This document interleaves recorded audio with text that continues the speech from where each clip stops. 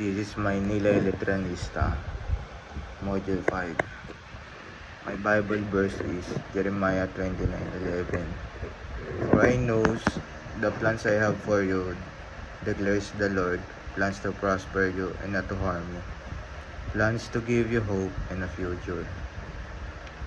In this module, I gain a deeper understanding of the Holy Spirit and His importance in the church in my personal life.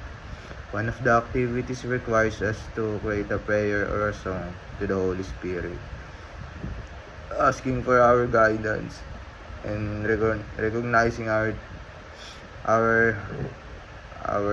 talents and our